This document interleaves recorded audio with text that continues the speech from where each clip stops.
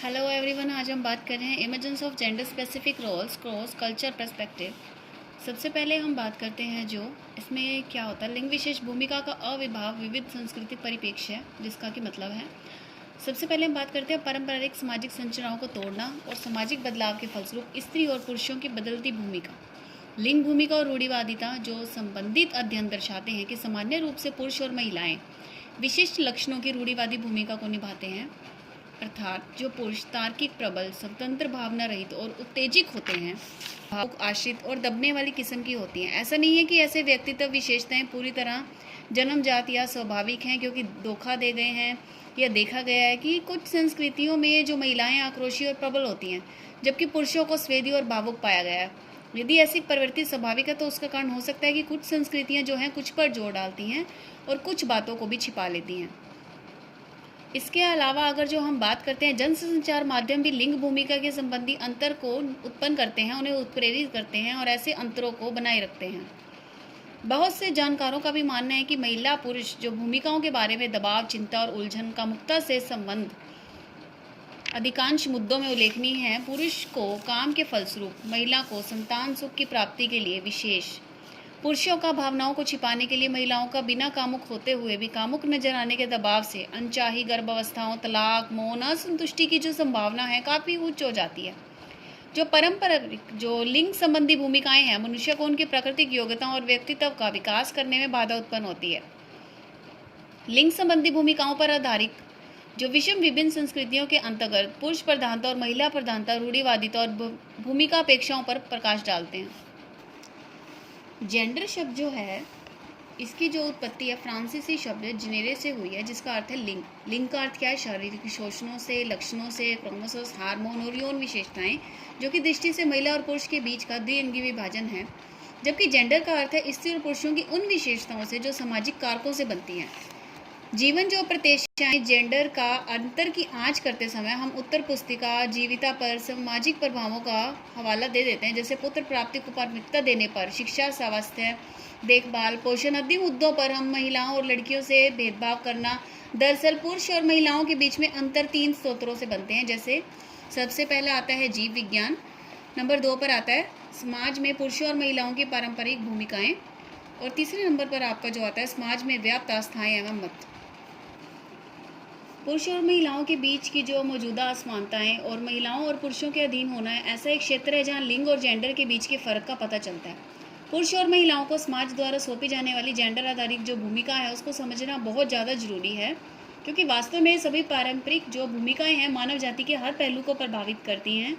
अगर हम डीपली जानना चाहें कि जेंडर भूमिकाएं ऐसा व्यवहार समूह है जिसका निर्धारण पुरुषों और महिलाओं के लिए समाज द्वारा किया जाता है, क्योंकि इसमें विविध संस्कृतियां हैं। समाज में व्याप्त जेंडर भूमिकाओं का गढ़ विश्लेषण पर्याप्त विभिन्नताओं को दर्शाया जाता है। विश्व भर में हम देखते हैं कि लगभग सभी समाजों में महिलाओं और पुरुषों को अलग अलग भूमिकाएं सौंपी जाती हैं। असल में इतिहास दर्शाता है कि ऐसा बहुत कम हुआ है कि स्त्री पुरुषों ने समान भूमिकाएं निभाई हैं, अगर हो या समान पदों पर काम किया है, सिवाय कुछ विशेष मामलों को छोड़कर।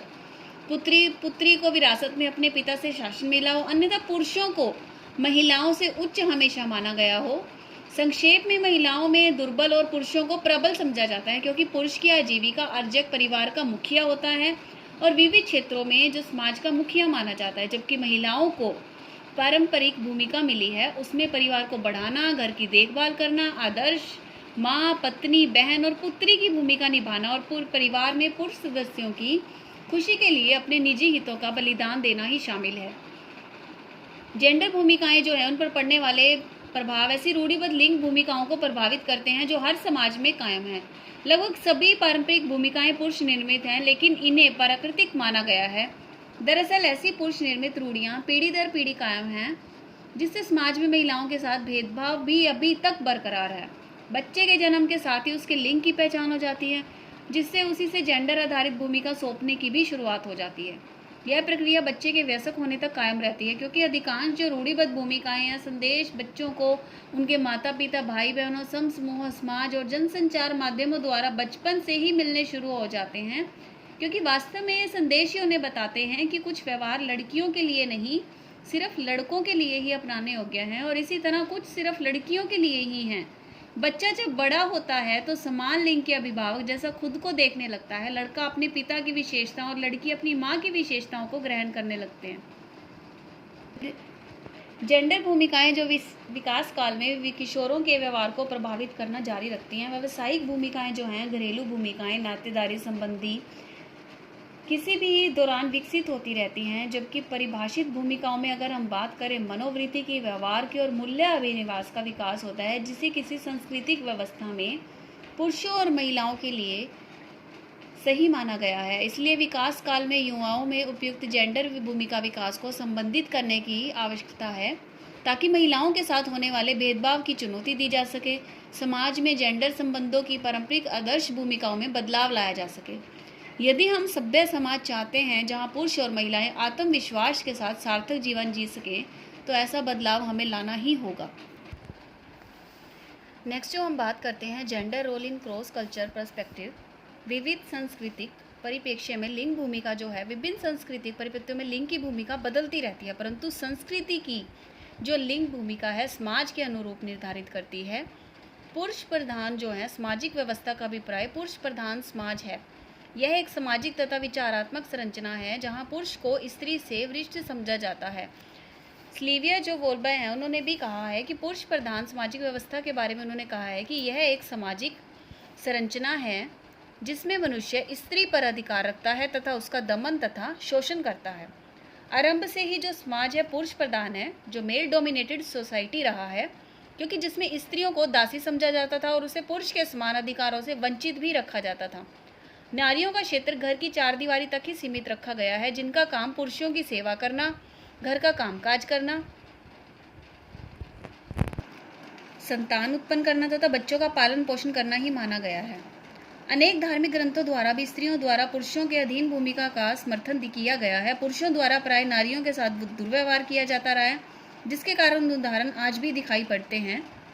अगर नारियों की यह स्थिति केवल पिछड़े देशों में ही बल्कि विकसित देशों में भी बहुत ज़्यादा मिलती है। यहाँ उन्हें पुरुषों के समान दर्जा नहीं दिया जाता, क्योंकि आज विश्व के लगभग सभी देशों के संविधान तथा कानून द्वारा स्त्रियों को पुरुषों के समान अधिकार दिए गए हैं। परंतु व्यवहार में अगर आज हम बात करें निर्माण प्रक्रिया की, उसमें वे बराबर की भागीदार नहीं है। परंतु व्यवहार में आज भी वे निर्णय निर्माण प्रक्रिया, जो कि डिसीजन मेकिंग प्रोसेस है, उसमें बराबर की भागीदार नहीं है और उनके बारे में भी अधिकतर निर्णय पुरुषों द्वारा ही लिए जाते हैं। सऊदी अरब की अगर हम बात करें, इसमें आज भी स्त्रियों को कार चलाने का अधिकार नहीं है। सूडान में कोई भी स्त्री अपने पति अथवा भाई की आज्ञा के बिना विदेश नहीं जा सकती। इजराइल में आज भी स्त्रियां अपने पति की आज्ञा के बिना तलाक नहीं ले सकती।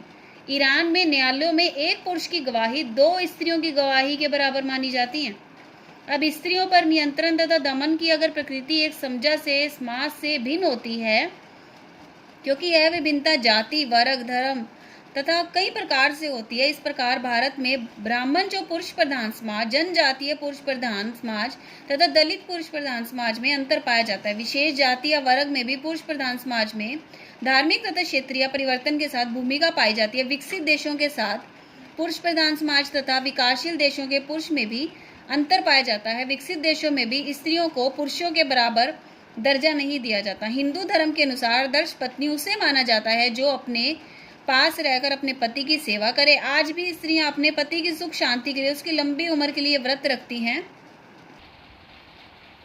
इस्लाम धर्म की जो कोई भी स्त्री है वो मुल्ला कभी नहीं बन सकती और वे प्रार्थना के लिए मस्जिद में भी प्रवेश नहीं कर सकती। उन्हें बुर्का पहनकर रखना पड़ता है। इसके अतिरिक्त इस्लाम धर्म के अनुसार एक पुरुष को एक से अधिक पत्नियों को रखने का अधिकार है और वो अपनी इच्छा अनुसार कभी भी अपनी पत्नी को तलाक दे सकता है।